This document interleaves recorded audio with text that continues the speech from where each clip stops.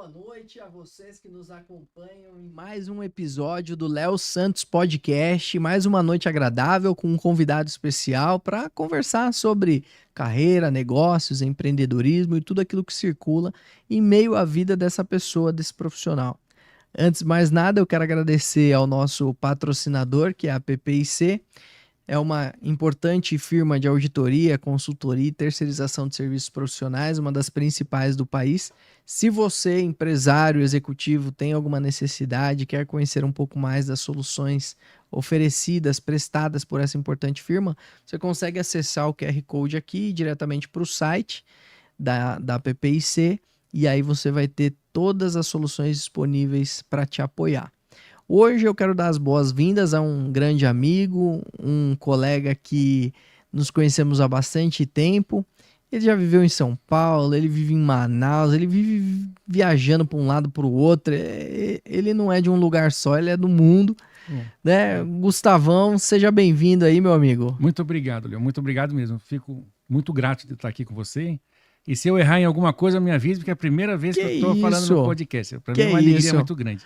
Uma pessoa igual a você, com bastante experiência, com muita história para contar, é difícil errar. Poxa, obrigado. E aqui o nosso objetivo, como eu sempre digo, é a gente aprender um pouquinho com a história dos nossos entrevistados para que a gente dê mais um passo em direção à nossa carreira, ao sucesso que a gente gostaria de alcançar ou deseja alcançar. Sempre lembrando que o sucesso não é você necessariamente ter o maior volume de dinheiro ou ser o número 1 lá na companhia que você está inserido, mas sim você fazer muito bem aquilo que você se predispõe a fazer. Pode ser na vida, pode ser na profissão, mas é você fazer muito bem, com paixão, com brilho nos olhos, aquilo que você está fazendo naquele momento. E assim a gente começa o nosso bate-papo. O que brilha seus olhos, Gustavo? O que você desde sempre faz e que você gosta muito? Olha, o que eu mais gosto é de viver. Eu sou muito grato à vida que eu tenho, por tudo que eu já vivi. Bom, praticamente meus pais conheceram, eu nasci em 70, né? Minha família do meu pai vieram da Itália, de Roma, e a família da minha mãe também de italianos, morando em São Paulo. Aí o meu avô, muito lá atrás, na década de 1930, mais ou menos, começou com o irmão dele trabalhar com transporte de caminhão. E esse meu avô, ele era casado, né, com a minha avó, e nessas indas e vindas dirigindo o caminhão, a minha avó conheceu uma outra pessoa que era casada e largou o meu avô e foi viver como concubina desse outro senhor, né?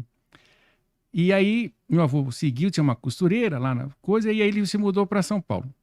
E por coincidência, a minha própria avó, por parte de mãe, tinha um marido, conheceu um amigo do meu avô e também largou meu avô por parte de mãe e foi viver com esse senhor. Que confusão! Foi confusão. Aí você imagina como é que foi o meio da história.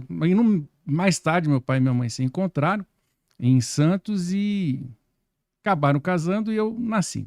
O seu pai não largou sua mãe para ficar com um amigo dela, não, nem o contrário. Mãe, não. Graças a Deus. É. Rompeu ali essa... Essa história foi tão trágica ao longo de todos esses anos que eu imagino. Assim, foi muito bom, muito ruim. Eu sei que eles ficaram até o final juntos, até porque eles tinham já uma história, né? Amém. Uma história muito complicada de infância, de adolescência, então acho que eles resolveram ficar juntos. Só que aí meu pai, nessa história toda, começou a fumar com 14 anos e bebia demais. Tinha um problema de alcoolismo sério. E eles sempre acreditavam que ia dar certo. Mesmo fazendo tudo errado, não entregando nada, eles achavam que ia dar muito certo. E para começar, eles me registraram, fizeram o meu batismo em Santos, com 6 meses de idade, e meu pai resolveu não me registrar. Nem ele, nem minha mãe, porque queria que eu escolhesse meu nome e ver como é que ia ser, e ficou desse jeito. Aí quando deu 2 anos, eles andando com uma criança para cima e para baixo, para entrar em hotel, para cá, para lá, sem documento, aí os dois resolveram ir no cartório e fazer o registro de... E fez com registro retroativo? Fez com registro com data retroativa. Por sorte, tinha esse bendito batismo, né?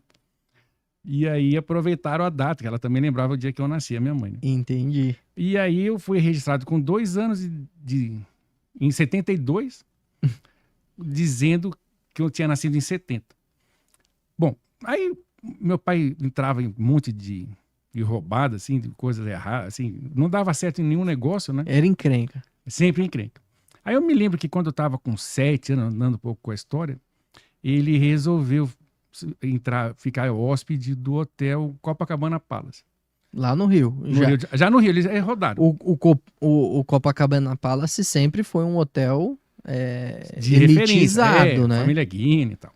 Aí meu pai pegou um cheque, naquela época, imagina, década de 70, não é o mundo de hoje, né? Foi lá, fez um cheque e entrou, se hospedou. E aí a gente ficou morando 6 meses dentro do hotel. Aí eu conheci, por exemplo, os filhos do Jô Soares, o Guinho, o Ibrahim Soed. Peraí, quanto tempo ele ficou no hotel? 6 meses. Aí eu fiquei amigo do porteiro, que era chamado Branco. Aí eu frequentava a piscina. E aí quando chegou uma hora, eles falaram, não tem mais como você continuar aqui sem pagar e comendo de graça e tal. Proibiram da gente entrar dentro do hotel. Chegou na porta, com tudo lá dentro, perdeu tudo. Pouco que tinha, ficou lá dentro. A gente foi morar na Prado Júnior, em Copacabana. Num daqueles prédios que era treme-treme, né? Onde tem um monte de boate, moça trabalhando à noite, né? Enfim, aí eu saí do Copacabana e fui morar na Prado Júnior. Do luxo ao lixo. Do lixo. Com uma diferença de poucas quadras também, né? Aí, nessa situação toda, meu pai queimou o pé, mas também ele foi morar na Prado Júnior e não pagou o aluguel. Simplesmente se mudou e não pagou o aluguel. A gente ficou morando lá, ele queimou o pé e eu tinha que comer, né? Eu tinha que comer, minha mãe tinha que comer, ele tinha que comer. Enfim. Você é filho único? Sou filho único, graças a Deus. E aí, eu não sei, não me lembro como, né? Porque faz muito tempo, estou com 53, eu resolvi vender cartão de visita, cartão de Natal, de porta em Copacabana, em Nossa Senhora de Copacabana. Então eu comprava na Probos ou na Diplomata no centro, e saía para vender. Eu me achava um ótimo vendedor, mas no fundo é porque eu era uma criança e de 7, 8 anos de idade, e as pessoas compravam, eu acho que por pena, porque achavam engraçado, enfim. Ou seja, começou a trabalhar cedo mesmo, por conta das circunstâncias ali. Porque a paulada foi segura. O seu pai era alcoólatra, não dava certo em nada, e minha mãe também, empolgada com as ideias dele, achando que ia dar certo, não dava. Era tipo meio Pink e o Cérebro, assim. Eles achavam que ia ganhar o mundo, mas no fim... Tava difícil. Tava difícil. E aí você já foi pra rua trabalhar cedo. E aí eu descobri que eu tinha algumas coisas que eu podia vender em Copacabana à noite, na Avenida Atlântica, como é que eu posso dizer? O pessoal tá comendo pizza e tal, porque tinha umas mesinhas que ficavam de fora. Faz muito tempo que eu não vou. Nos comércios ali tradicionais, ali pizzaria e tal. E aí eu fui estudar, que tinha que me matricular no primeiro ano, né? E eles me matricularam numa escola que ficava na Praça do Leme, bem no pé do Morro do Cantagalo, perto do pessoal ali que desce do Morro do Macaco e tal. Então eu aprendi a estudar bem no pé do morro ali, naquela época, década de 79, por aí. Bom, aí a vida andou, continuei meio que trabalhando, porque às vezes dava certo, dava errado. Sempre no Rio de Janeiro? Não, a cada 6 meses, um ano, ele mudava de cidade. Então, por exemplo, aparecia um negócio que ele ia vender, ia dar muito certo em Araxá, Minas Gerais. Aí ele ia lá para Araxá, se hospedava no hotel, procurava qual o melhor hotel. Hotel do seu... Hotel Pinto. Acho que era esse o nome, era uma rua principal. Também chegava lá, fazia um cheque, se hospedava e depois não tinha como pagar, depois mudava para o apartamento. Ele ia dando golpe e atrás de golpe, tranquilo. O que eu aprendi já cedo? Que uma das coisas que faz a pessoa ter sucesso ou faz ela não ter sucesso é não entregar. Então, a capacidade da pessoa ter o compromisso de entregar tendo prejuízo ou não, ter pontualidade, se não vai conseguir cumprir, avisa antes, ajusta o contrato, acerta o escopo bem antes, e entregar, essa faz uma diferença muito grande. Aí. O seu exemplo negativo se tornou uma habilidade sua que chancela quem você é, né? Porque combinou e entregou. Tem que entregar, O que eu posso dizer para ti é, olha, eu não consigo te entregar desse jeito, consigo te entregar daquele, mas aquilo que combinou... Tem que entregar. Tem que entregar. Legal. Não tem jeito. Porque o não entregar cria um problema enorme, né? Então, e aí a vida foi andando, né? 14 anos, 15, aí morava em... E sempre no meio do caminho eu voltava para São Paulo. Porque a família da minha mãe era de São Paulo. E eu ficava morando de favor na casa da minha avó. Que estava... Minha avó por parte de mãe. E com esse senhor, que conheci como avô, né? E o outro avô biológico também conhecia, mas ele não lidou bem com o chifre. Ele passou a vida toda meio triste, Coitado. não lidando muito legal com a situação. E aí, quando eu ia para casa da minha avó, com a minha mãe, meu pai também não tinha onde morar e ficava morando dentro de um carro, porque não tinha onde sentar. Às vezes eu ia dormir no carro com ele. Ou seja, infância é difícil mesmo. Foi diferente, né? Foi bem, bem diferente. E aí ele também comprava o carro e não pagava o carro. Aí as pessoas ficavam procurando. Ele estava vendendo o carro, alguém chegava lá para levar o carro embora. Cara, foi meio punk o negócio. Traumático. É. E aí, bom, eu queria voltar para Curitiba, onde a família dele, eu achava que ia ser legal e tal. E aí eles conseguiam, eu estava com 17 para 18, me mudei, consegui perturbar meu pai, mas também para ele não era tão difícil, né? Uhum. Conseguir mudar de cidade. Aí a gente foi morar em Curitiba. Aí ele foi lá e me matriculou no melhor colégio, no Positivo. Que na época eu era considerado um excelente colégio lá em Curitiba. Aí ele me matriculou, deu um primeiro cheque. Só que aí eu não tinha a apostila, não tinha o uniforme, não tinha não sei o quê, e aí a aula ia andando. E aí não pagava mais, enfim, e assim foi acontecendo. Só que aí ele morreu. Teve cirrose e Jovem. 50 anos. E eu, quando estava indo para 49, ficava com aquele número dos 50, né? Mas já passou 3 já, sem a cirrose, graças a Deus. Aí ele faleceu, ficou só eu e minha mãe. E eu precisava, de novo, né? Levar comida para casa. Quando foi, e eu não tinha o que fazer. Quando foi ter alguma coisa para fazer, eu consegui, com um amigo meu, um conhecido, inicialmente vender caixão. Ele falou, olha, eu tenho a funerária e eu consigo te pagar comissão sobre o caixão que você vai vender.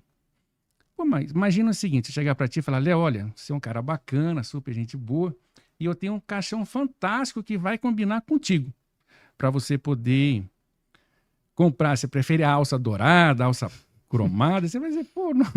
Tá de sacanagem? Tá de sacanagem, ninguém acorda querendo comprar o caixão, o próprio caixão. O caixão, então vamos ver para fulano, para teu parente, para tua esposa, nem não vendia.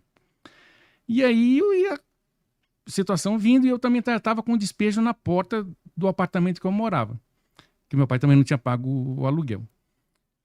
Aí eu pensei, bom, eu vou para a porta do ML, porque quando o cara chega no ML, a família tem que comprar o caixão. Aí tá ali meu cliente ideal. Tá ali meu cliente ideal. E é instantâneo, né? Não precisa ficar explicando muito. E naquela época não é como hoje, né? Que tem um monte de situações e regras e tal. Então eu fiquei amigo do pessoal que lavava, que recebia no ML o defunto, né? O cadáver. E eu falei, pô, eu te ajudo a lavar aqui, para poder ficar aqui dentro, eu te ajudo a lavar o defunto, né? E aí eu comecei a lavar cadáver, preparar. O dia que você precisar alguma coisa, você me chama e quem... Muito obrigado, eu tô tranquilo dessa ainda habilidade. me lembro bem aí. como é que faz. Aí tem que vestir rápido, porque o corpo vai ficando duro, então... É mesmo. você tem que colocar a mão pra lá, pra cá, puxar. Isso com que idade, Gustavo? 18. 18 anos. 18 anos. Não tinha medo, não. Rapaz, a fome... A fome era grande. mesmo, você enfrenta Rottweiler, né? É. E a minha mãe também tinha que comer, não tinha muito tempo para ficar fazendo mimizento, não. E aí eu fui lavando o defunto. E aí foi entrando dinheiro e tal. Só que aí vai aparecendo coisa meio punk, né? Porque quando vai para o ML não é aquela situação das melhores, né? É bem complicado, às vezes, quando chega. Aí, nesse meio do caminho, uns 6, 8 meses disso, eu tinha um amigo meu que eu fiz amizade no colégio, Augustinho Sete, e o tio dele, a família, eles eram muito bem de vida, e falaram, pô, Gustavo, você não quer vir trabalhar comigo e tal? Aí a minha vida me deu uma melhorada, porque passei a ter um dinheiro certo, né? E eles fizeram... Aí o tio dele, colocou o colégio em dia, né? Eu pude voltar a estudar porque eu queria fazer faculdade. Era uma família já, vamos dizer assim, estruturada, que muito. viu... Porque eu estava estudando no colégio de pessoas com alto poder aquisitivo. Entendi. E eles foram, tipo... Pô, vamos ajudar. Tipo, o cara tá mesmo na... Ele tá no buraco cavando pra baixo, em vez de procurar uma corda pra subir. Ele tá cavando o chão, né? E aí eles me ajudaram muito. Eu sou realmente grato até hoje ao tio o Luiz Antônio, Sete, ao Augustinho, a mãe dele, a dona Vera. Realmente foi bem legal. E aí a vida andou, né? Aí mais tarde eu consegui um emprego, conheci um senhor aí ele era deputado, aí terminou o mandato, acabou o meu serviço lá. E eu fui trabalhar estava tentando a vida e encontrei com um senhor que era dono de uma indústria de embalagem plástica. Uhum. Eu estou tentando adiantar, porque 53 anos, em 53 minutos não dá, né? Fica na paz. Aí, com esse senhor que era dono da indústria, um senhor, uma indústria grande de embalagem plástica. Eu fiz amizade com ele, oferecendo alguma coisa que eu estava tentando vender. E ele, pô, você não quer vir trabalhar comigo? Aí eu, quero. E aí eu fui trabalhar nessa fábrica. E ele começou a me ensinar como é que mexia, como é que tocava a indústria, PCP, Programa de Controle de Produção, ou seja, eu fui entender de chão de fábrica. E trabalhava com ele os filhos dele. E um genro também, acho que, se eu não me engano, o Miguel, muito gente boa também. Nunca mais ouvi, mas ele fez uma diferença grande para mim também. Aí nessa época, ele tinha uma unidade em Cuiabá. E ele falou, Gustavo, aqui você não vai conseguir passar do que você está fazendo, porque minha família é uma empresa familiar e não vai ter como. Se você for transferido para Cuiabá, eu posso te transferir como diretor de vendas, diretor comercial. Eu tinha 22 anos. Sem estudo, né? Porque eu não consegui fazer faculdade ainda. E aí eu falei, cara... Tô dentro. Onde fica Cuiabá, né? Eu não sabia se subia, se descia. Como é que eu vou pra lá? Andando, de ônibus? Aí ele falou, cara, pega aí e vai, né? Viu a passagem, aí eu fui para Cuiabá, trabalhei como diretor comercial. A gente conseguiu aumentar muito o volume de vendas na época. Legal. E aí ele me colocou como diretor industrial. E aí foi que eu comecei a pegar a manha do chão de fábrica, como é que funciona entregar, porque ele era um senhor muito correto, muito sério no que fazia, né? E aí a gente tinha algumas carteiras. Eu estou te adiantando para dizer como é que eu cheguei em Manaus, né? Legal. Aí, e ele, pela unidade, como vender para Manaus é muito interessante em termos de imposto, é como se você se acredita e não paga o imposto, tem vários benefícios da Zona Franca. Então valia muito a pena vender em Manaus, porque eu conseguia vender com o mesmo preço, mas ganhando um crédito de imposto. Eu não sou contador, mas tem uma vantagem ali. E aí eu comecei a vender em Manaus, e com o representante comercial que tinha lá, vender em Manaus. E aí o maior supermercado que tinha na época, uma grande rede, ele tinha uma sacolinha de plástico onde fazia a impressão em uma cor só, de um lado da sacola. Uhum. O outro lado era transparente. E vender para sacolinha para supermercado, para quem tem indústria de embalagem plástica, é um negócio interessante, por causa do volume em tonelagem, né? Bom, a ideia não foi nenhuma ideia maravilhosa, mas funcionou.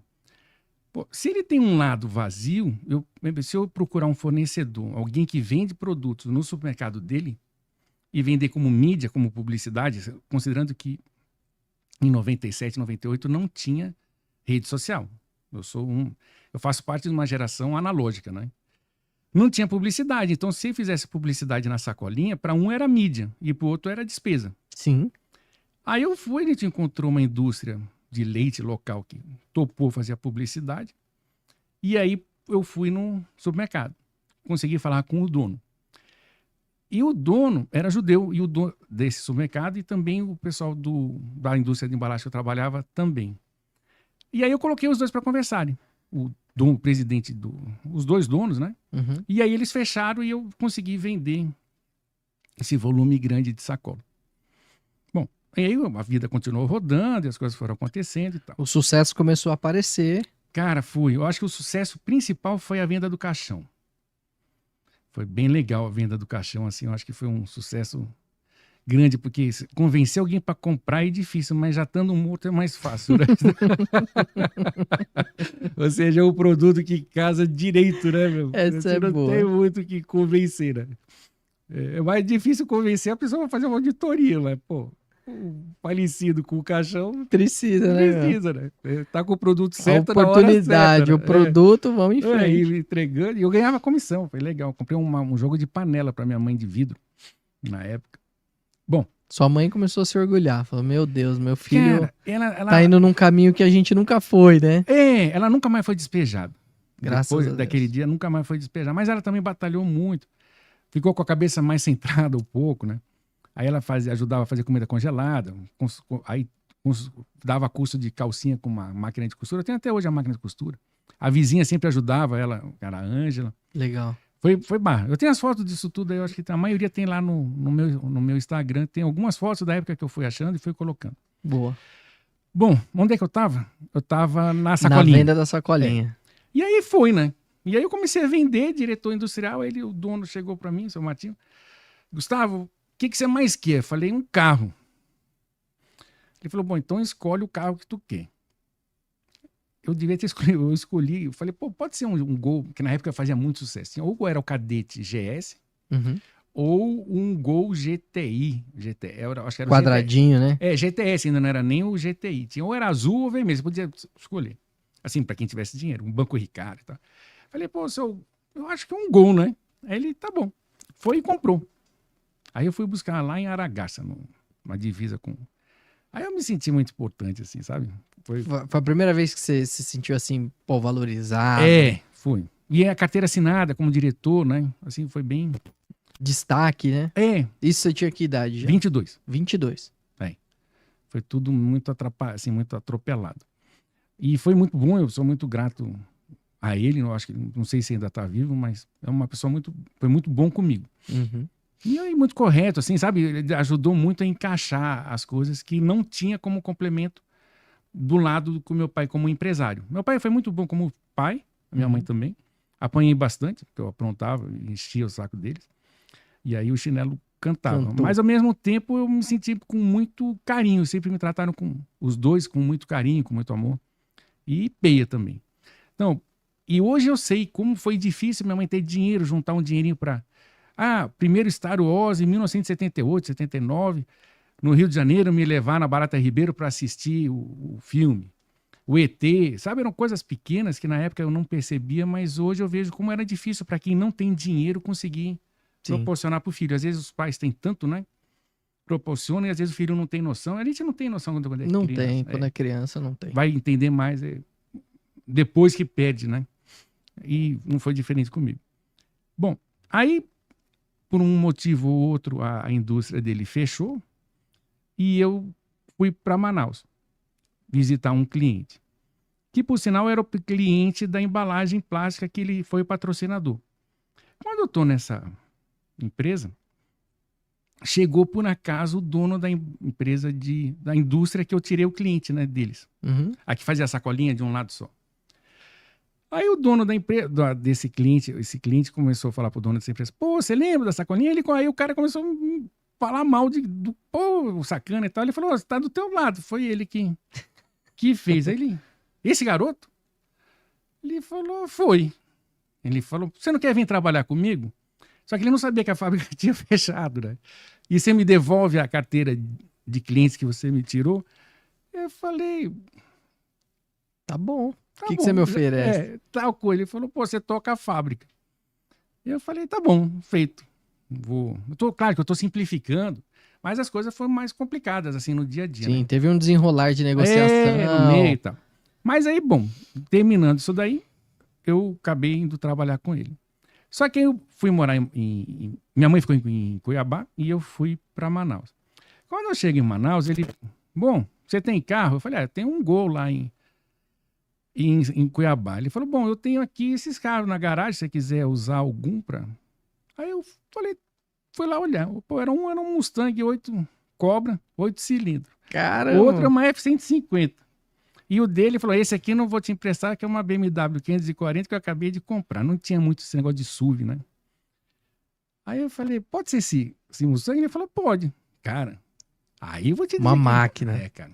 Não era meu, eu era um motorista do Mustang, né? Mas já tá valendo. Cara, meu irmão, com 20... Aí eu já tava aqui com 26, né? 27 por aí. É muito bom. Assim, eu dirigir um bicho desse, assim. Ainda não pagar, né? Vai de graça, né? Aí que foi mais gostoso ainda. E aí ele tinha lancha, a família dele eles tinham um helicóptero, ele ia de helicóptero trabalhar, o pai dele era dono de uma rede, um hotel gigante de selva e tal. Dizem que eles tinham fama de ser difícil, mas comigo foi, graças a Deus, tudo normal. E aí essa fábrica, depois passou um tempo, fechou, foi vendida para uma outra pessoa, essa outra pessoa queria tocar um negócio e aí parou. No meio do caminho, claro que eu estou direcionando para o trabalho que eu faço aqui, né? Teve várias nuances, várias né? nuances, mas eu estou tentando trazer para onde o serviço que eu realizo, já há quase 30 anos. Eu era amigo do superintendente, encontrei em Manaus o superintendente de um banco. que na época que eu estava em Cuiabá, ele era o gerente de uma agência em Cuiabá. E ele foi promovido como superintendente para um banco em Manaus. Uhum. E eu me encontrei com ele lá. Baita coincidência. Baita coincidência. Ele falou, pô, Meroli, você tá por aqui? Eu falei, tô e tal. Ele falou, pô, o que você tá fazendo? Eu falei, cara, no momento eu não tô fazendo nada. Porque aconteceu da indústria e tal, porque passou para fulano. Ele falou, sei e tal. Você não quer fazer avaliação para garantia bancária por uma linha de financiamento que tem de longo prazo que eu não quero falar os nomes, mas uma linha de financiamento. De longo prazo para empresas que estão no distrito, lá, na Zona Franca de Manaus. Entendi. Aí eu falei, faço, mas só que... eu fui fazer a faculdade de engenharia civil na época do Titanic, isso daí, mais ou menos, 98, 99, aquele filme tinha de Celine Dion. Eu tinha me sentido igual aquele Jack lá, que o navio afunda, eu fui, lá vai defunto, vai pra cá, pra lá, chega diretor da fábrica e afunda o navio. Eu falei, pô... Você começou a faculdade quando estava na empresa... Dessa indústria em Cuiabá. Em Manaus. Em Manaus já. Porque esse que era o dono da empresa... ele teve uma ideia muito boa de fazer o curso. Ele falou, pô, bora abrir um curso de psicologia, tem muita moça fazendo, eu vou querer fazer psicologia para poder ir à noite para a faculdade. Aí eu falei, pô, boa ideia essa tua, eu gostei da tua ideia. Só que quando chegou lá para fazer a inscrição, nós dois, por vestibular, eu vi que tinha engenharia civil, que é o que eu sempre quis fazer. Aí entre... fazer psicologia que não tem nada a ver comigo e a engenharia que eu sempre quis, eu resolvi fazer engenharia. Eu acabei passando, ele já é formado, ele é advogado e tal. Eu acabei passando no curso de engenharia civil e fiquei. Boa. Fui seguindo lá a faculdade. E foi um dos motivos que esse funcionário do banco, esse superintendente, perguntou se eu queria fazer avaliação para o banco de engenharia. Eu falei, pô, mas eu ainda não estou formado. Ele falou, procura alguém lá da faculdade que te dá aula, algum professor, alguma coisa, e credencia ele e você trabalha junto. Você faz a venda e ele faz a avaliação e assina e entrega. Você fica como vendedor dele, mas o negócio é teu, né? Aí eu falei, pô... boa ideia. Boa ideia. Gostei. Aí eu fui e procurei, em vez de eu procurar o mais sábio, né? Eu procurei a professora mais gente boa e bonita que tinha na faculdade. Aí eu perguntei para ela, você quer ser credenciada do banco, fazer os laudos e tal? E eu, mas eu não sei vender. Eu falei, fica tranquila que se for preciso, a gente dá, eu vendo e você faz o laudo. Chegou cheio de si lá com a professora. Fui, cara.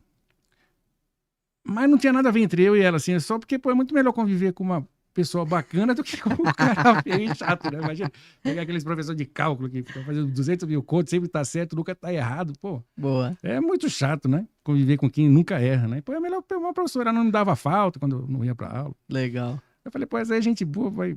E era bonita também. Merece esse negócio. Você merece esse negócio. Cara, ela saiu de um Uno, na época era um carro usado, e comprou um New Civic Zero, com o volume de negócio que foi surgindo de avaliação, assim. Foi um negócio que bombou muito, rodou bem Você ajudou a professora a crescer na carreira. E eu também, foi muito bom para todo mundo. O banco ficou satisfeito, eu acredito, na época, o cliente também. Era um volume alto de operações ali, de avaliação. Foi. E aí, que tipo de avaliação? Por exemplo, o sujeito ia conceder um empréstimo para um imóvel, você ia avaliar o imóvel. Assim, como é uma linha industrial, uma linha de financiamento do norte, normalmente são indústrias. Em Manaus são 2.000 indústrias. Mais ou menos muita indústria. Tem as empresas de classe global e tem as empresas que fornecem para as empresas de classe global e tem as outras fábricas que não fornecem, não pertencem a esse nicho, que normalmente é duas rodas ou eletroeletrônico, e produz alguma coisa que vale a pena um incentivo, vamos supor, leva para fazer lá e traz de volta aqui para São Paulo. E aí o dinheiro desse banco, do banco do governo, você tem 2 anos de carência, normalmente, né? E 8 anos para pagar. Como o nosso dinheiro é muito fraco, né, em relação ao dólar, em 10 anos o dinheiro sempre desvaloriza em relação ao financiamento que é com taxa menor. Então, se a indústria fizer uma conta de quanto que ela vai pagar em 10 anos, em dólar, sendo empresa de classe global, ela vai ver que vale a pena. O que dá é dor de cabeça conseguir o dinheiro. Uhum. Mas funciona. E aí tinha um economista muito sério, super bem conceituado na cidade, que eu acabei conhecendo nessas operações, e ele fazia o projeto econômico. E às vezes claro que o cliente pode escolher o projetista, né? Mas os principais projetos normalmente, não sei hoje, eu não atuo mais nessa área, mas ele sempre fez os maiores projetos e tal. E ele era uma pessoa super agradável, assim, muito intelectual e tal, da cidade. E para mim virou uma referência, tudo que ele falava, assim, eu escutava muito, e professor da faculdade, então, um economista super conhecido lá em Manaus. E eu fui muito grato por tudo que ele foi me indicando, me ensinando, e eu fui fazendo os laudos e a coisa foi indo. Quando chegou 2007, veio uma lei que era a Lei 1163. Claro que eu estou trazendo, né? Teve altos e baixos, momentos difíceis e tal. Mas no fluxo bem melhor do que lavar de fundo. Nessa época já não faltava dinheiro, Dava para viver já bacana. tinha uma casa, carro, já estava bem encaminhado. E realizado como pessoa. Eu acho que. E já tinha terminado a faculdade também, aí a Boa. própria professora. O legal, só um comentário, é que assim, a origem pode até dificultar o desenvolvimento pessoal e profissional, mas não determina, né? Porque assim, pela história que você contou, né? Sua família não estava tão bem estruturada, você Nada. passou por desafios muito significativos que geralmente levaria você a ter uma vida Isso é um mimizento da vida. muito né? difícil, né? Ou ser aquela pessoa que fica falando que a vida foi difícil, isso e aquilo. Mas você conseguiu, graças a Deus e com o apoio de muitas pessoas, Sim. vamos dizer assim, ser vitorioso e um homem se tornar um homem de sucesso, né? Isso é legal. Dentro do que eu faço, a gente acabou sendo líder de mercado local durante um bom período, né? Aí depois eu parei de me preocupar com isso e me preocupar mais com a realidade do meu dia a dia do que ficar medindo se o concorrente está tendo volume de serviço. Eu não acho que cada um tem um espaço, né? Claro, cada um tem um espaço. Não precisa ser. E vai nichando, né? Concorrente, vamos brigando medir até aqui, sempre. vamos medir aqui se eu tenho 10 clientes a mais, menos. Se eu tenho mais funcionário ou menos funcionário, se eu faturei R$1 a mais ou a menos, né? O que importa, né? E às vezes o cara vira colega, né? Ou às vezes inimigo também, porque é aquele concorrente direto, né? E aí a vida anda, né? Sim. Aí, bom, em 2007 veio a Lei 11.638, que o Brasil tinha que fazer uma convergência, tipo, não sei, a área contábil, muito mais a PPC sabe do que eu, mas vamos dizer que tinha que fazer, vamos chamar de convergência, tinha que decidir qual o modelo contábil internacional que ia seguir, se era o IFRS ou o US GAAP e tal. Eu sei que o Brasil adotou na Lei 11.638, eu acredito que foi o IFRS, e veio o CPCs, que é o Comitê de Pronunciamento Contábil. E aí veio o CPC 01, que é o teste de impairment, ou de recuperabilidade, e veio o CPC 27, que é o estudo de vida útil econômica. Bom, um belo dia eu estou sentado, me liga uma empresa, um senhor japonês, né, porque lá tem muita indústria japonesa. Eu não estava entendendo praticamente metade do que ele dizia. E tal. Eu, tal. Bom, eu vou aí na sua empresa para poder entender melhor. Aí passou para a secretária, ela falou, olha, teve uma empresa da Big Four que recomendou o seu laudo para fazer, porque a gente vai precisar arrumar o ativo imobilizado da empresa para atender o CPC 1 e o 27. Eu, sim, claro, pois não. Tal. Perfeito, tá ótimo. E essa empresa, Big Four, eu pensei, o que é Big Four, né? Nem sabia o que era. Não, nem Big 10, nem Big 1, nem Big 2, nada. Pô, imagina. Aí, a Big Four, a fulana de tal, te indicou. Eu falei, tá. Você faz o laudo? Eu falei, claro, faço. Com prazer. Pode contar comigo. Quanto é que é? Aí eu... Tanto. Tá bom, só quer que eu... 50% de entrada hoje e a outra metade só pode ser na entrega? Eu falei, não. Precisa ser 50% hoje, na metade do caminho 25% e 25% na entrega, porque eu vou ter que preparar. Quando eu entregar o laudo, eu te entrego o que você quer e o laudo, quando for aprovado, você paga os outros 25%. Aí lá, tá bom, tá, só me passa. Não tinha Pix, né? Me faz a nota. Eu perguntei, você pode, por gentileza, me informar um nome de quem me indicou? Porque eu não sabia o que era para entregar, né? Você nunca tinha ouvido falar Não, daquilo. era lei nova. Tipo, saiu dia 30 de dezembro de 2007 e eles me ligaram em janeiro para fechar um balanço de 31, data base 30 de dezembro para março. Você Sei falou, lá. meu Deus, o que é isso, gente? Cara, nunca foi da área contábil, né? Você chutou um valor lá e... Mas eu chutei um número, por já ter feito muito laudo, eu chutei um número, vamos dizer assim, Se der errado, vai valer a pena. vai valer a pena. E eu vou fazer de tudo para não dar errado, porque eu já tinha esse trauma, essa história do meu pai de não fazer a coisa dar certo, né? Uhum. Eu não posso sair emitindo cheque sem fundo para poder viver na vida, né? Para aparecer para os outros. Aí ela me deu um nome. Eu só vou falar o nome dele porque ele se encerrou lá nessa empresa, que foi uma pessoa fantástica, que eu gosto muito até hoje, que é o Luciano Medeiros. Aí eu bati lá na porta dele, né? Aí ele, paulistano, aquele bem paulistano, como chamam, não sei se é pejorativo não, Faria Lime, né? Todo arrumado e tal. Ô, Gustavo, você daqui, eu te recomendei. Eu falei, olha, muito obrigado, seu Luciano, por me indicar. Aí ele chamou outro que era mais Faria Lime que ele ainda. Eu já achei que ele era muito, ele me chamou outro que era mais ainda. Aí os dois sentaram, poxa, parabéns, a gente sempre recebeu os seus laudos, a gente gosta muito. Sério? Deixa eu explicar uma coisa, meu nome é Gustavo. Eu nunca fiz laudo para vocês. Ele falou, não, é que as empresas para quem você faz o laudo de avaliação, Uhum. normalmente são auditadas por nós, que eram empresas de classe global, né? Sim. 300 milhões para cima e tal, anual, né? E a gente recebe o financiamento, tem que passar pelo nosso olho, e a gente viu o laudo, enfim, a gente precisa fazer esse serviço e... Olha só, um bom serviço fazendo Ajuda. exatamente o É. contrário do que você viu com seu pai, né? Entregando, E entregando direito, querendo fazer... você ganha Faz. credibilidade no mercado. Faz, cara. Você não precisa fazer nada. Esse negócio. Claro que hoje o mundo é digital. Mas naquela época, onde isso estou falando 2007, 2008. Mas eu acho que até hoje, mesmo no digital, o cara pode ser maravilhoso. Mas se ele não entregar, começar a furar, ninguém mais Perde. traciona com ele. É isso aí. Ele perde. Ele pode até conseguir por 5 minutos, né? A fama. Mas depois ele não se sustenta, né? Penso eu que seja assim. E também não dá para ficar mudando, porque o mercado que a gente atua é muito pequeno, né? Em qualquer segmento, né? Aí eu falei, cara, é o seguinte, então tá bom, sou eu. Esse dia que vocês estavam indicando, eu mesmo. Só que eu não sei fazer isso. Ele falou, não, nem você e pouca gente. E a gente tem lá o... Também vou falar o nome porque ele já está aposentado, que eu gosto muito dele, que é o Fernando Vasquez. E ele era, acho que se eu não me engano, da Centro, e aí a gente incorporou aqui no grupo e tal, porque nós somos um Big Four. Eu falei, quem é o Big Four? Eu queria que você me explicasse quem que é esse tal do Big aí. Eu só conheço o Big Mac. Ele falou, não, cara, porra. Eu conheço o Big Mac, agora o Big Four ainda tem não, esse me explica aí, tiozão né? né, do Big Four. Ele falou, não, tem as 4 maiores do mundo, não sei o quê, nós somos uma das 4. Eu falei, pô, parabéns, ó. Eu fico feliz por vocês. Legal. Parabéns.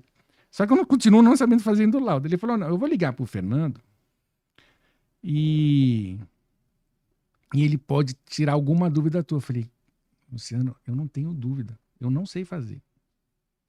Simples assim. Eu tô louco é pra ter dúvida. Aí ele ligou. Antigamente era um negócio triangular que ficava na mesa com... Uma estrela, né? parecia uma estrela. Aí quando ele atendeu, parecia o Charlie das Panteras, né? Porque você não dava medo de quem é o cara, né? E não era toda empresa que tinha isso também.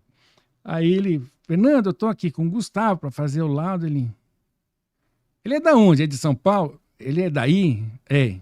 Eu falei, não, calma, seu Fernando. Eu sou de São Paulo, moro em Manaus. Aí ele, tá, olha, eu tô muito ocupado. Me liga amanhã 9 da manhã. Aí eu fiquei, aí me apavorou. Porque como é que eu vou... Se o cara já me recebeu desse jeito pro telefone, né? Aí eu saí dessa empresa, fui direto para o aeroporto, peguei o primeiro avião que tinha. Quando foi 9 da manhã, eu estava na 9 de julho, na porta, um prédio gigante, eles tudinho lá dentro. Hoje estão num outro prédio bonito também, mas na época era na 9 de julho. Aí eu ligo da portaria, né? Fulano, tem um rapaz aqui, eu não sabia que tinha que usar terno, vim todo arrumadinho, né? Vim com camisa polo, aquela coisa, tênis. Aí ele falou, ele tá aqui, tá... Não, aí eu peguei, deixa eu falar com ele. Falei, seu Fernando, eu tô aqui, eu vim aprender a fazer o laudo com você. Pô, mas eu não posso, não é assim não. Falei, deixa eu subir, pelo amor de Deus, eu tô desesperado, tenho que entregar o serviço, já me pagaram. Aí eu subi. Eu sei que eu acabei aprendendo com ele, ou ele acabou me ensinando, sem poder ensinar, mas aquele negócio, enfim, acabou decolando. Aí eu passei 2007, ou melhor, 2008, 2009, 2010, 2011, 2012, todos os nossos laudos foi 100% reconhecido e aprovado por essa auditoria. E aí eu conheci as outras Big 1, Big 2 e a Big 3, né? Do Big 1, Big 2, Big 3. E aí começaram a me passar serviço nesse meio do caminho. E eu comecei a fazer serviço um atrás do outro. Aí um belo dia, vou falar o nome porque é seu patrocinador, né? Me liga, o telefone toca de novo. O meu número até hoje é o mesmo. Eu não mudei esse número desde da época do telefone da Motorola com antena, né? Boa. Aí me ligou, alô, tudo bom? Fulano de São Paulo me indicou, meu nome é Rodrigues, tem como a gente marcar um café?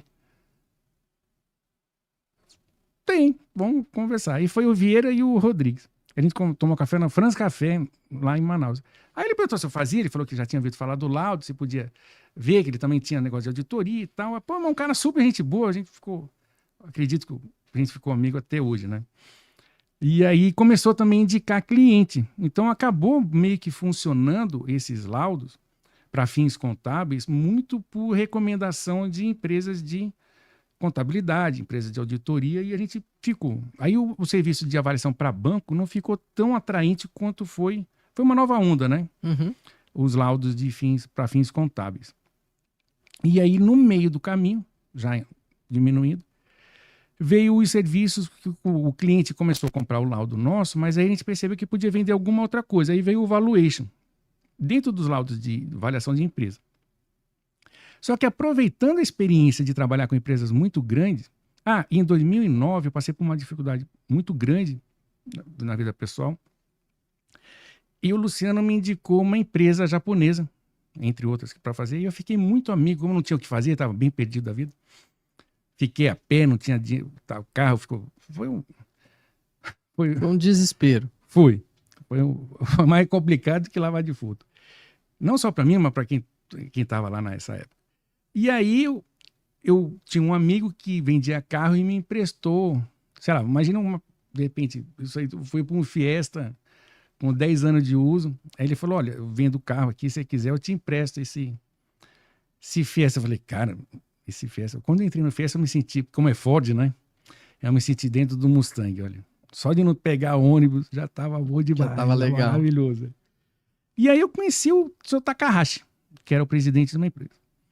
E a gente ficou muito amigo, porque eu não tinha muito o que fazer, estava meio perdidão. E ele chegava às 4 da manhã e eu chegava às 4 e a gente ficou muito, muito, muito amigo. Infelizmente, que Deus o tenha, ele já faleceu de câncer, né? E aí a gente ficou... Aí ele vinha sempre para São Paulo e eu viajava com ele. Eu vinha fazer serviço aqui em São Paulo, a gente viajava. Ele gostava muito de montanha, enfim, foi uma amizade muito boa.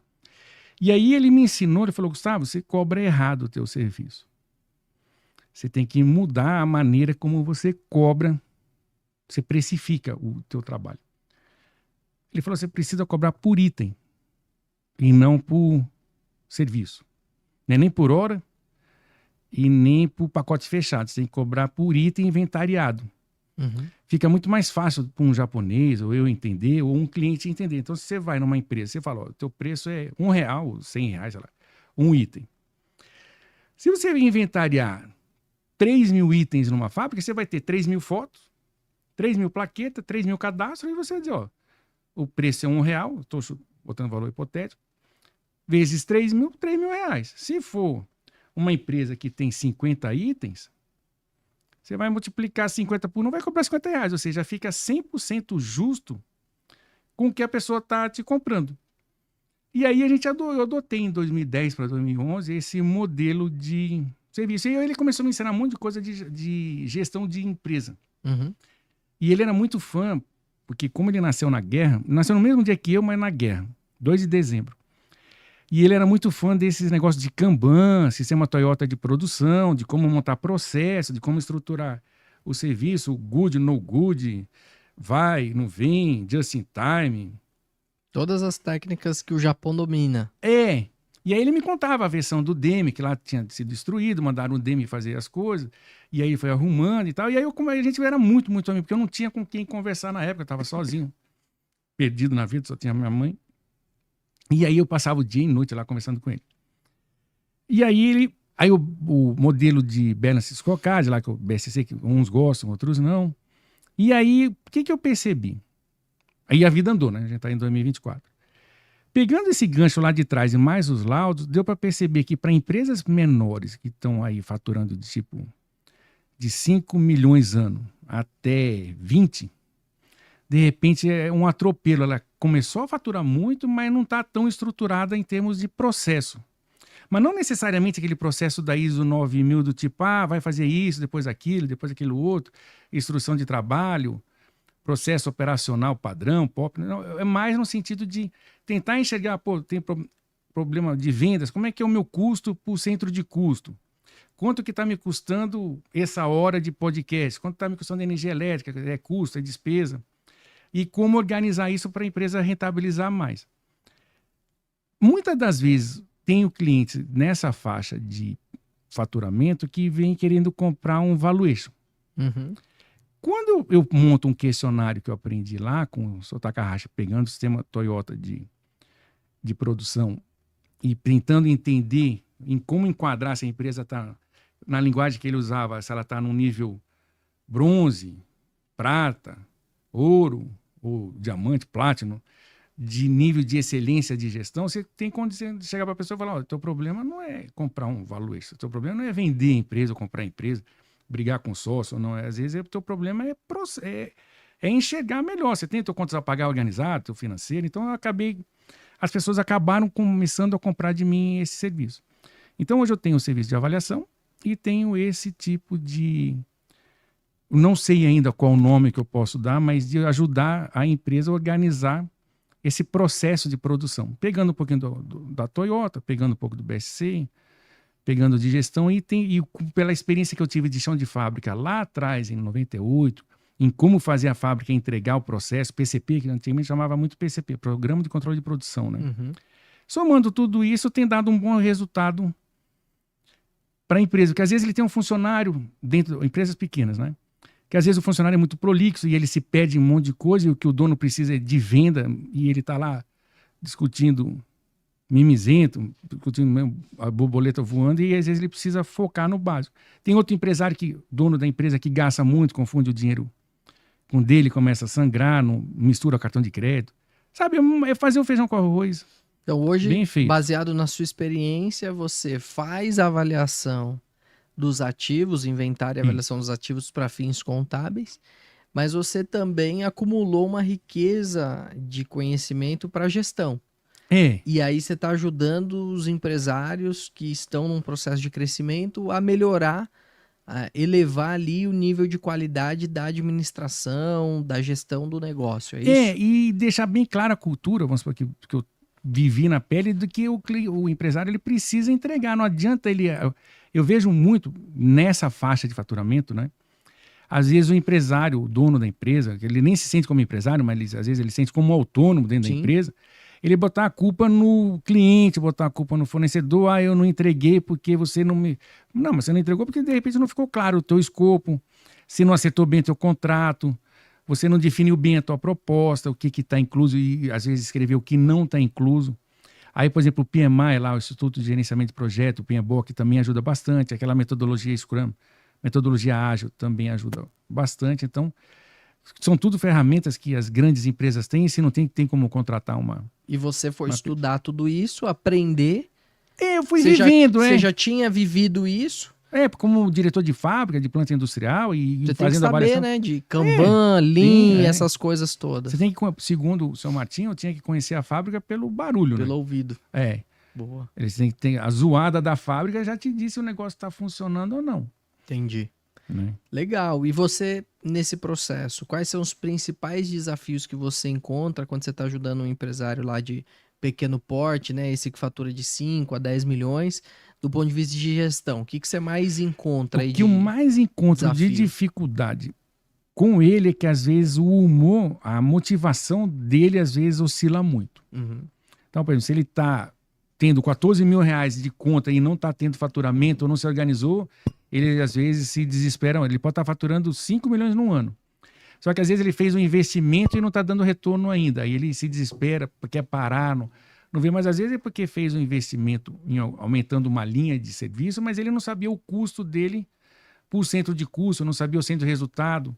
Às vezes ele precisa de uma PPIC, de uma empresa que consiga entregar uma contabilidade melhor do que só apurar o fiscal. Uhum. Então, por exemplo, já teve clientes que eu chego e falo, olha, vamos, não sendo contador, mas olhando para poder, às vezes, organizar o RP dele, tem lá as contas resultado no plano de contas.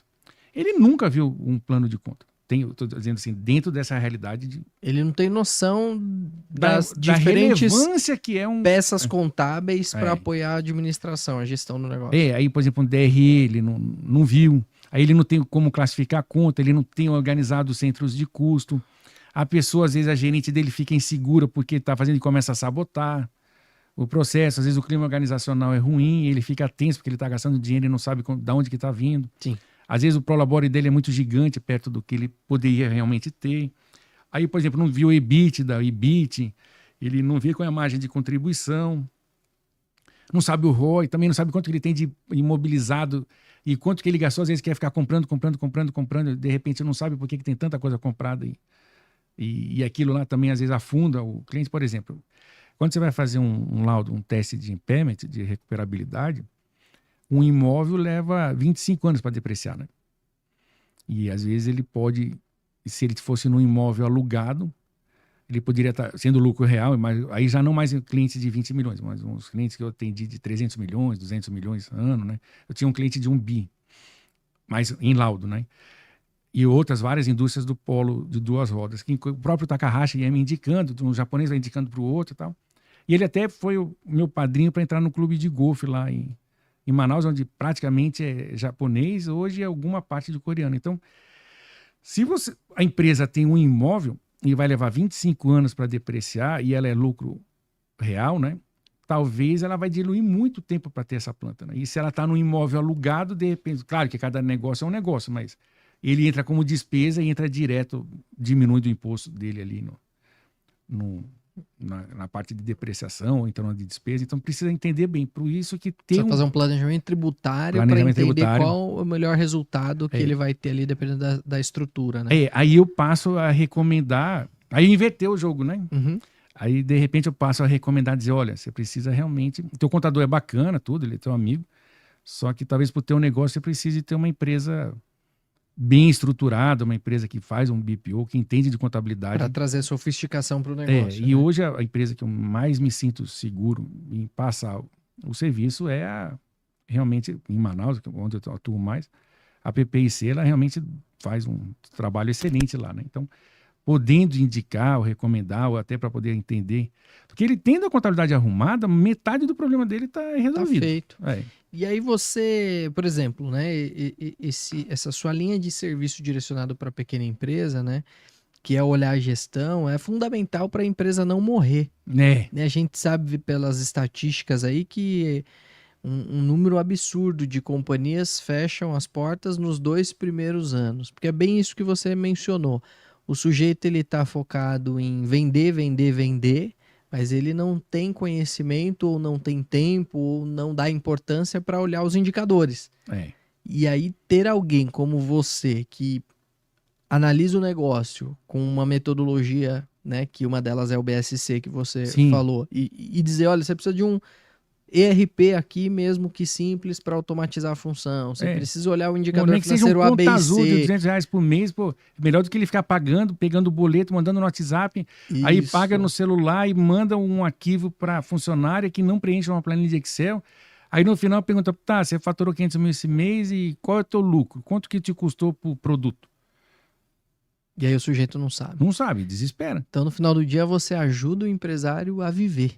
Que é o seu propósito original, que você falou. O que eu mais gosto de fazer? Viver. Viver, é muito legal. Então isso é muito legal, ouvir toda a sua história, sua trajetória, que de fato mostra que você ama a vida, porque diante dessas adversidades só tem que curtir, né? Você está aproveitando, está vivendo. E agora, como propósito de vida como empresário é entregar a vida para o empresário que você está ajudando, né? Sim. É ajudar ele não morrer cedo ou Ou permitir que a continuar e ele empresa poder, continue, né? E ela poder saber, de repente, que ela não pode fazer extravagância. É uma outra coisa que às vezes Sim. você pega lá um cliente, que eu já vi, por exemplo, ele tem lá um cartão de crédito que a fatura dele é 30 mil ou 15 E a mil. empresa fatura 30.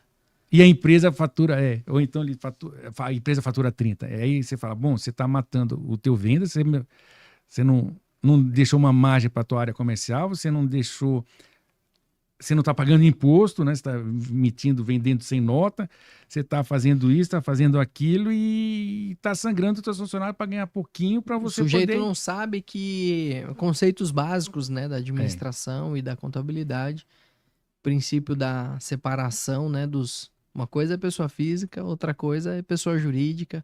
Então, É tão esses óbvio que ensinamentos parece estranho, você ele traz, né? E a questão da programação do controle de produção ou do controle de venda também, eu acho que isso, que é lá o PCP lá de trás de uma planta industrial, porque às vezes a pessoa tem lá muito estoque, aí ele vende, fica comprando estoque e de repente de um produto que não gira.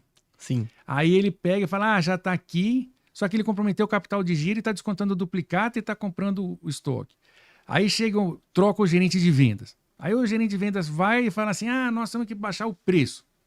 Aí vai lá, desconto, vende tudo. Mas, pô, vai ver a conta, quanto que custou você comprar um produto bom, estocar, descontar a duplicata, pagar a conta para depois vir uma pessoa para baixar o preço para te vender. Pô, no final do dia você está dando o produto para alguém. E dando comissão pro vendedor. E ficando feliz e depois volta de novo. Então precisa ter uma ideia. Pô, que aí entra na parte de venda. Qual é o produto que me dá maior rentabilidade? Margem. Esse daqui é o que me dá maior margem. De repente, uma vez, eu não me lembro quem foi, mas dizia assim, eu vendo tal produto, mas eu ganho dinheiro na caneca, eu ganho dinheiro na... Acho que não sei se foi o Ricardo Eletro. Alguém comentou em alguma coisa que ele vendia o produto principal num preço normal e um outro que não era o produto principal dele, ele agregava mais margem de lucro naquele outro produto e ele tentava, ou como às vezes tem algumas empresas que vendem seguro, ou um seguro estendido, né, do produto que está vendendo, ou seja, agregar serviço. Sim. Uma outra coisa que a gente percebe é que a empresa não tendo um PUV, né, que eu aprendi com o Emerson. Não tendo o quê? Eu estava vendo com o Emerson Camilo, que faz consultoria para nós, tipo a proposta única de valor, né? Como é que você vai agregar mais valor no serviço? Aí você tem lá um blend, vamos supor, você tem uma marca mais forte, você não precisa dar baixando tanto preço, né? Então, e essa marca forte não precisa significar ter a maior marca global. Às vezes a maior marca é entre os teus clientes, eles saberem, pô, eu vou comprar do Gustavo, vou comprar do Léo, porque é que ele me entrega. Sabe aquela coisa? Aí volta. Que é a credibilidade que a gente tá falando, né? Quando você entrega, você cria para o mercado um estigma de que você é confiável, que é fundamental para a prestação toca. de serviço, né? E o telefone... até, por exemplo, você vende uma roupa, a pessoa vende uma roupa numa rede de Instagram, alguma coisa. Aí você compra, paga e a pessoa não te entrega. Aí vai procurar, não tem o CNPJ, né? É complicado. É isso aí. Então, a gente tem seguido esse caminho e, por enquanto... Tá dando certo. Tá dando certo. Espero que continue assim. Gustavo, sua história é linda. Obrigado. Foi um prazer enorme bater um papo com você. Mas antes de encerrar, eu queria que você deixasse uma mensagem para o pequeno e médio empresário que nos assiste. E se você puder elencar, assim, 5 dicas de gestão que você observa quando você está fazendo os seus trabalhos de consultoria e que você fala para os seus clientes, olha, isso é importante, isso é importante, isso é importante. O que você poderia deixar de mensagem aí para quem nos assiste e que pode estar nesse momento de precisar desse apoio na gestão? Porque é uma empresa pequena que está crescendo e precisa de ajuda. O que eu posso te dizer que o que funcionou mais comigo e talvez possa funcionar com outras empresas é cuidar bem dos seus amigos. Cuidar bem dos amigos, não aquele amigo que tem ideia de governo, né? Mas de beneficiar, mas cuidar bem dos amigos, manter os amigos junto.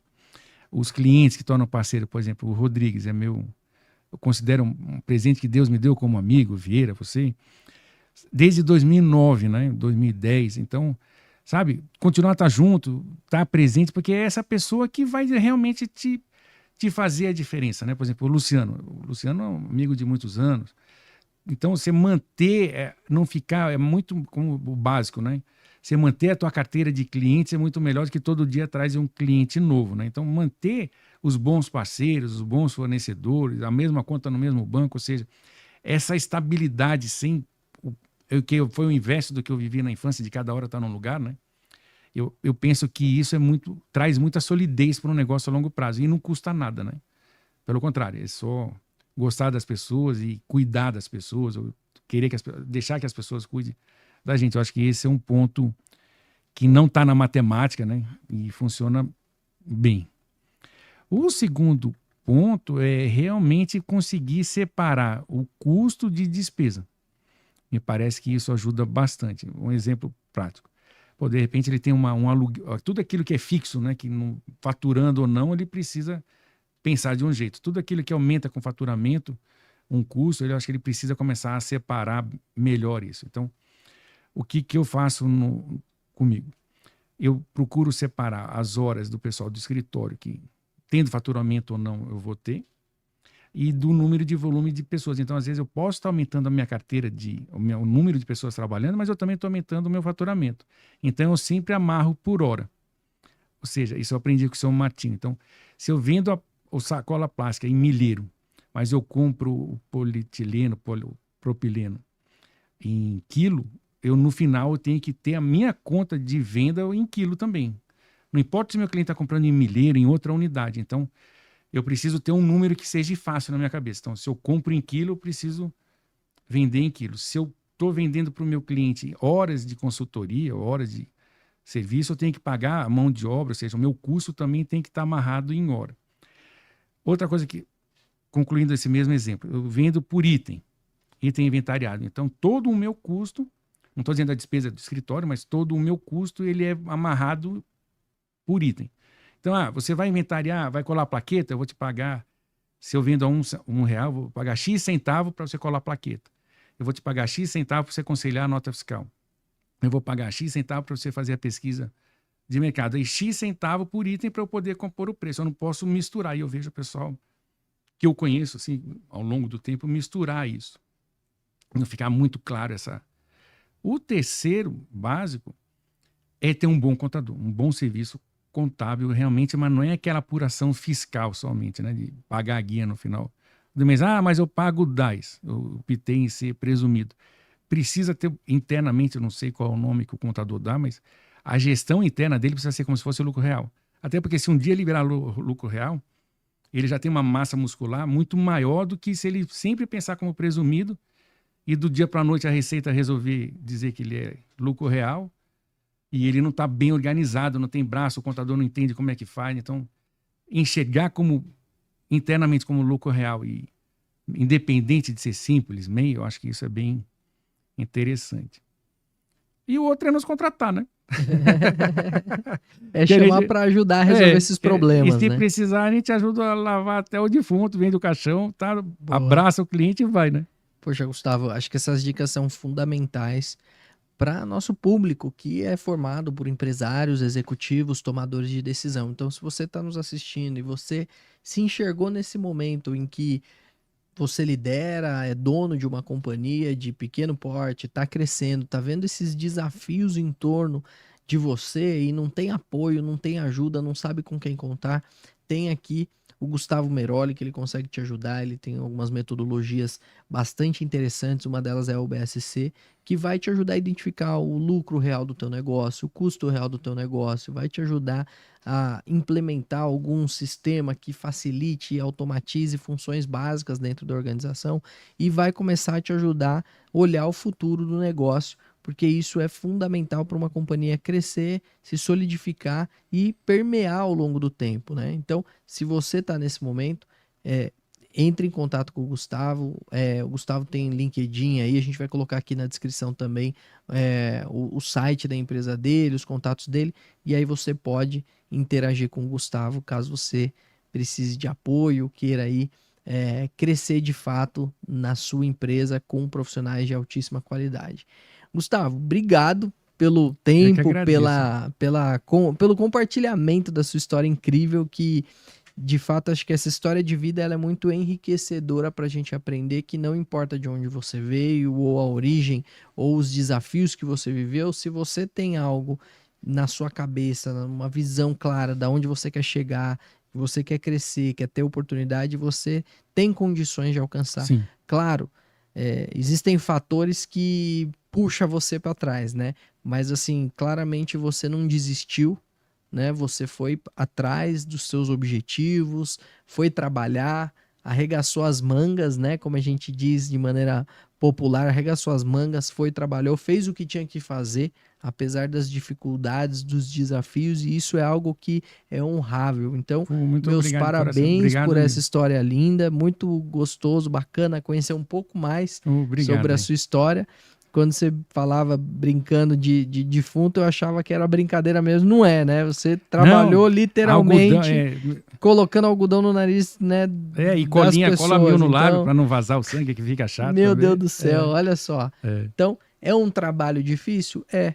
Mas é o trabalho, e todo o trabalho dignifica o homem. Então, meus parabéns por isso. E isso fez parte da sua trajetória de crescimento até se tornar um engenheiro bem-sucedido, referenciado por Big Force e por outras empresas de grande sucesso, como a própria PPIC, porque de fato é um trabalho sério, é entregue, né? Ele é entregue no prazo, com qualidade, então isso é muito importante.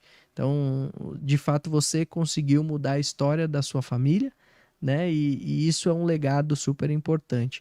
E acho que isso é o que te credencia para dar o próximo passo, como você tem feito, ajudando vários empresários a ter também sucesso nas suas vidas. Parabéns, Poxa, viu? Eu fico até emocionado porque eu nunca recebi elogio e eu fico muito feliz de coração mesmo, assim, por isso. E eu esqueci de comentar que a gente está com escritório em São Paulo, tem em Manaus, mas aqui em São Paulo também, e que a gente tem um parceiro de negócio que é o Emerson Camilo, que nos ajuda a buscar clientes, então a gente pode prospectar, ter clientes em Manaus e em São Paulo também. Boa. Show de bola. Eu sou paulistano e amo São Paulo. Espero um dia ser um Faria Lime, que nem alguns amigos que eu tenho. É isso aí, vamos fazer essa preparação. Gustavo, obrigado, viu? Muito obrigado mesmo de coração. Uma honra estar aqui com você, viu? E para você que nos acompanhou, meu muito obrigado por mais um dia, mais uma quarta-feira você está aqui conosco, acompanhando a história de um profissional de destaque, um profissional de sucesso que gentilmente veio compartilhar sua história, seus insights, seus desafios e também aquilo que ele faz, entrega e ajuda a sociedade de alguma maneira. Se você gostou desse conteúdo, pega esse link, compartilha aí nas suas listas de transmissão, WhatsApp, LinkedIn, tudo aí com as pessoas de destaque, pessoas do seu relacionamento, tá bom? Nós deixaremos aqui na descrição os dados do Gustavo para você interagir. E meu muito obrigado, até quarta-feira que vem com mais um convidado especial para a gente compartilhar aqui conteúdo relacionado à carreira, negócios e empreendedorismo. Tchau, tchau, pessoal. Obrigado.